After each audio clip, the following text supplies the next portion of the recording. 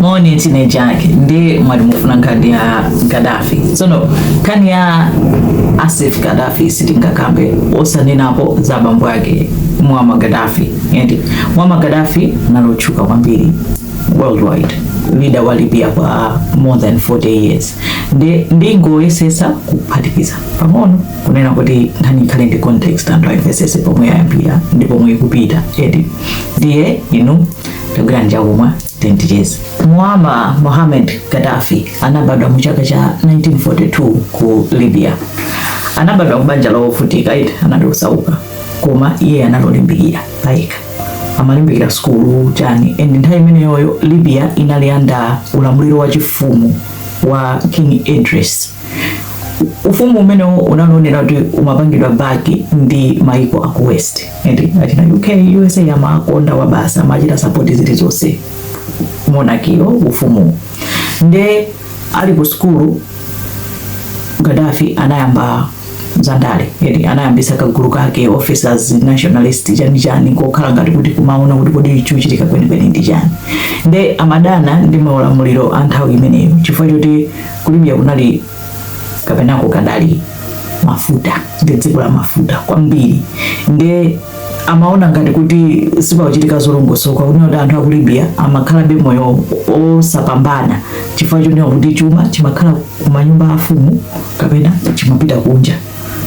Kuti makampani, kuna makampani ambiri onena kuti odzatunga mafuta kumapita kunja, iwo profit yawo samayona bwino kuti padali zambiri zomwe iye samagwirizana nazo. Nde anatenga mwayi, anasanduka military officer. Anakhala kuti wachita rise in ranks as a military officer. Analindika gulu kake chani ngakhale boma la nthawi imeneyoyo linalinso ndi mphamvu. Anapeza kuti mfumu ija Idris inadzachokapo, inapita dziko lina ku holiday. Atapita ku holiday mu 1969 Gaddafi anapanga rise ndi gulu lake, analanda boma 1969 kudzera mu njira ya coup. Anatenga boma linakhazikika. Maiko ngati UK ndi USA, Italy anathamangira kufuna kupanga nayo ubwenzi sangasanga kuti zomwe amapindula kuchoka ku Libya zipitirire, koma Gaddafi samafuna. Gaddafi anangoyamba upresident wake, anangofikira kunena kuti zonse tikusintha. Makampani onse amafuta nthawi imenenso kunali kuti achita discover mafuta ena anyuani. Makampani onse amafuta tikuchosa mene magwirira ntchito. From now on 51% ownership ndi ya ku Libya, ndalama za ku Libya. Palibe zozonera kuti muzizatenga mafuta ifeti samaone ndalama kuti zikuyenda bwanji. Ngati simukufuna mukhoza kuchoka. Nde achoka bwanji popeza nawonso amapindula kuti atapezeka kuti wasintha chonchicha, anasinthaso mitengo ya crude oil, anakweza mitengo ya mafuta awo. Kunoti mafuta athu so cheaper, maiko sikuti muzibwera mazagula mo cheaper. Atangopanga choncho maiko enanso ochita produce oil omwe amachita mantha nawonso anakweza mitengo.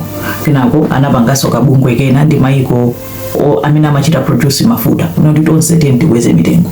Anthu asamangobwera zagula zinthu ngati kuti maulere, ndi onse anakweza mitengo. And mchaka chimodzi over kusintha zinthu like that zokhudza mafuta, Libya inapanga $1 billion 1970 atangofika Gaddafi. Atapanga choncho anapeza kuti anaona kuti apapa tikhoza kukonza dzikoli through zinthu zathu, anthu azigula moyenerera osati adzingotani azingotenga. Kenako ananena kuti maiko amene amakhala kuti gula mafuta samalipira msonkho, onse alipire msonkho. Orapo tisiya kuagulitsa mafuta, maiko onse tikuyamba kulipira msonkho. Chilichonse chomwe munatitengera chili chathu tibwezereni. Maiko achangamba kubweza kuti chaka choyamba anapanga 1 billion, chaka chachiwiri 3.8 billion, after 10 years mpaka na $24 billion by claiming kuti no zinthu zathu tipatseni. And Gaddafi amene amagwirizana naye kwambiri anali president wa ku Egypt Gamal Nasser. Onse nzeru zawo zinazofanana, zochitika zawo zinazofanana. Nde awiriwa pamodzi anali ndi mphamvu kwambiri, so much that akaona kuti maiko ena akakulowerera pamene sakuyenera kulowerera, iwo amabwera pamene pachapa kuti ayi simukuyenera kupanga choncho. Kenako ku Libya kunali ma bases, ma military base a maiko ngati UK ndi USA anawafunsa kuti chifukwa chani muli ndi military base mdziko mwathu. Iwo aja nayiseso ti ine sande mgwirizano chanjani no si mgwirizano ife tilibe military base mdziko mwanu ndo inuyonso mungakhale ndi military base mdziko lathu. Samukani anauza kuti samukani analibe choice anatani. UK inasamuka mu 1970, USA inasamuka mu 1970. No zinthu zathu tifuna tizizunikira toka, sitikufuna maiko ena akhale ndi military base mdziko mwathu. NATO inali frustrated naye kwambiri chifukwa choti samapanga zofuna iwo, iye amapanga amanena kuti akupanga zokomera dziko lake. And anayamba green plan, amati green plan yonena kuti tiyambe kulima Libya, tizilimani tizidya zathu. Kenako ananena kuti teni skulu aliyense ku skulu compulsory funa nonse mukhala ophunzira. Anamanga ma university ndi chifukwa amanga ma university akumanga zipatala zambiri mpaka na malaria anatha mu Libya. Kenako TB kupeza kuti acheperatu matenda ngati glaucoma kucheperatu chifukwa chinoti anaphunzitsa ma doctors, anaphunzitsa anthu zipatala zambiri paliponse nkukhala ma university kumachita kukusa anthu tiyeni ku skulu. Maskulu ake sosatiso mudzivutikaso kulipira, tifuna alese akhale ophunzira. Chuma chomwe amapanga chija amachigawa anthu asavutike, akuchigawa mbali inayo mpakana tiyambe kumanga ma buildings alese azikhala ndi nyumba yolongosoka. Chumachi chikubwera ndezi makhala kuti akupanga sezi. Komanso not only that, chuma china amathandiziraso maiko ena amene akuvutika, kaenda ku Africa kaenda kuti ndimene amatani amapangira. Komanso anali ndi maplani ena kuyamba amapanga za pan Arab, kenako ananena kuti yaiteniso tizangeneza pan Africa. Ma-Africans tipange umodzi tiyambe kupanga zinthu zone kuti zitipindulire. Continent yathu ili ndi chuma chilichonse chomwe chikufunikira. We have to do things. Anali ndi ame yake azimayi okhaokha amachoti ma Amazonian Guard. Komanso anapanga holiday yotchedwa Vengeance Day. Kunali ma Italians ambiri odana ndi makampani ambiri ku Libya. Anapanga tsiku lonoti tsiku ili kufuna ma Italians nonse mzimutika pano anathamangisa onse. Inali chinkhani chachikulu mwatera kwira Italy inakwiya kwambiri, ananena kuti no zipitani mpaka na national holiday amaicha Vengeance Day nzomwe zimachitika kuti ku Libya. Of course kumamveka sonkhani zina zone kuti amachita nkhaza anthu pali zina zonena kuti yaya anali wankhaza amatani, koma pali mbali inayi yonena kuti analisandusa Libya dziko lolemera kwambiri, dziko lonena kuti anthu amakhala moyo osavutika. Even akuti life yomwe amakhala anthu aku Libya mu 1970s inali better even financially than anthu oti amakhala ku UK kapena ku Italy. Ndimene anakuzera moyo wa anthu aku Libya. Anapanga zoti kuti azimayi azilandira ikope, ndipo azimayi ayambe kumagwira ntchito zolongosoka ngati azibambo. Palibe zoti azimayi chanjani, no, tonse tiyeni tipange zoti zitithandize. Anapezoti anapangidwa ma sanctions ndi maiko ena chani, koma anamusankha kukhala leader wa African Union. Africa imamudalira, amathandiza maiko a Africa even financially. Gaddafi anakwatira mkazi oyamba anaberekerana naye mwana mu 1970, koma kwati unatha mu 1970 momwemo anakwatira mkazi wina wachiwiri amene anaberekerana naye ana 7. First born wa mkazi wachiwiriyo dzina lake anali Saif Gaddafi. Nkhani yomwe yagona apa ndi ya Saifi. Ndione kuti analiso otchuka kwambiri, odziwika wamphamvu kwambiri mu dzikomo ngati abambo ake amene. Koma Gaddafi anampatsa udindo kuti akhale ngati second in charge kwa iye anaukana udindo ananena kuti no sindikufuna pasani anthu ena. Koma ngakhala anapereka udindo kwa anthu ena, iyeyo analibe munthu oti ndi leader. Lopena pakakhala kuti Gaddafi wachokapo, iye ndi amene amachita act ngati kuti iye ndi the ruler, anthu amamulemekeza ngati nayiso ndi the ruler. Panali chiyembekezo chonena kuti atafa Gaddafi adzakhale ruler ndi ndani, ndi mwana wake. Koma ma relations ndi ku West anali ataonongeka kwambiri chifukwa Libya imapanga zake. Komanso at the same time Gamal Nasser wa ku Egypt uja anali kuti anamwalira. Ndi atamwalira anakhala ngati kuti Gaddafi wakhala yekha, munthu amene amachita naye zinthu anatani anamwalira pena support kache kuti mukakhala awiri makhala amphamvu eti and akuti Gaddafi anali devout Muslim, anali opemphera odzipereka kwambiri mu chipembedzo chake and amafuna kuti anthu azikhala miyoyo yabwino. Komanso palino mbiri zinazo zoti akuti anali munthu oyipa, akuti amazunza anthu, ati amapha anthu eti. That's the other side of it.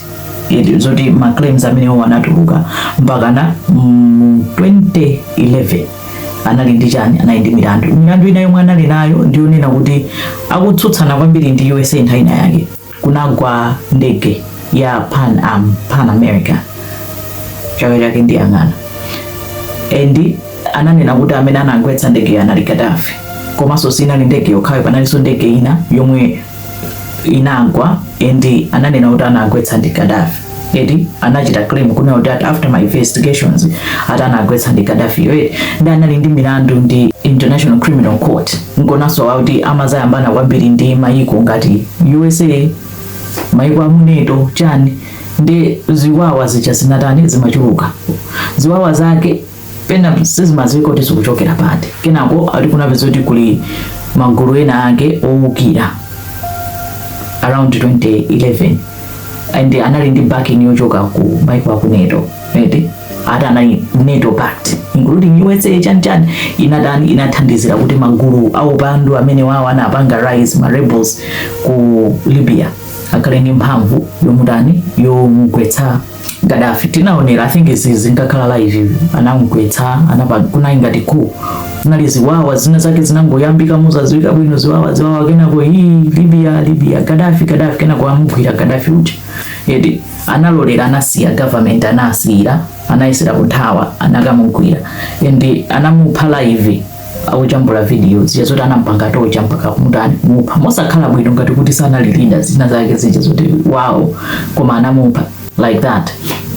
Atamupha anapezeka kuti gulu linaso milisha inathamanga inakamugwira ndani mwana wake uja. Nangasi anthu azina izoti anthu amayembekeza kuti ndekuti leader atakhaini mwana wake uja. Komano mwana wake ndi bambo yake nzeru zawo nzachani nzimodzi. Ngati NATO ikudana ndi abambo yake ndekuti singagwirizaniso ndi iye. Ndi Asif Gaddafi anamangidwa mu 2011. Atamangidwa mu 2011 mu 2015 anazengedwa mulandu in absentia ndi koti ku Tripoli. Koti lija linampeza olakwa nkumpanga sentence to death in absentia analaka dali mutendere. Koma akuti chifukwa chomwe anamangira like that nkumchita sentence to death akuti crimes against humanity. Akuti nthawi yomwe anthu anawukira abambo yake mu 2011 iye amapanga crash anthu owukira uja mwankhaza crimes against humanity plus International Criminal Court imamufunaso edi. Koma mu 2017 kudzera mwa Amnesty anamutulutsa ananena kuti anamukhululukira kunena kuti basi atuluke anamuchotsera death sentence. Ndi anachoka kumeneko anapita kumakakhala kwawo ku Santana. Akukhala kumeneko ndi family yake anapeza kuti mu 2021 anachita decide kuti alijoineso politics amafuna kuyimira nawo president. De anamuchotsa sanga kuna kuti sangakhale president chifukwa choti anazengedwa milandu eti anapezeka olakwa pa milandu ndi anamuchotsa. Koma atanchotsa gulu linaso linalo kuti aitenditaneso timbwezeresepo chifukwa china chonena kuti after kugwa kwa Gaddafi Libya inasokonekera si dziko lomwenso linalilo nina kuti anthu amakhala moyo wapamwamba chani analichita divide hafu ina imalamulidwa ndi milisha ena hafu ina ikulamulidwa ndi milisha ena basi nangosokonekereratu. So anthu ena ndi hope yonena kuti mwina munthu ngati Asif akhoza kuti pangisa kuti tibwerereso kukhala dziko lolongosoka eti. Koma zimenezo anambwezeresa kenako anapanga council kuti ma elections also ingochitira ntuni council. Kuna zachita ziyi pakati apa mpamene zangumvekano pa 3 February kunena kuti Asif Gaddafi waphedwa. Akuti anali kunyumba kwake kwangotungira anthu folo atavala mamaski atanyamula mifuti atanafikira kuyamba kuchita disable ma CCTV aphwasula ma CCTV aja anamuombera kumupha kuthawa. Amene apanga ziwezo sakudziwika ena kuti ayi mwina ndothandizidwaso ndi anthu okunja ena kuti ayi mwina ndi adani abambo ake. You never know, palibe amene akudziwa kunena kuti weni wampanga chiwembu ndani. Koma aliyesa akupanga speculate nkhani yake ndi nditiyo ndi imeneyo mene inaenda imvera anyway andu ina kuzokhawuti imva mwantundu wina koma that's what's happened inkhani ya Asif Gaddafi. Zikomo kwambiri.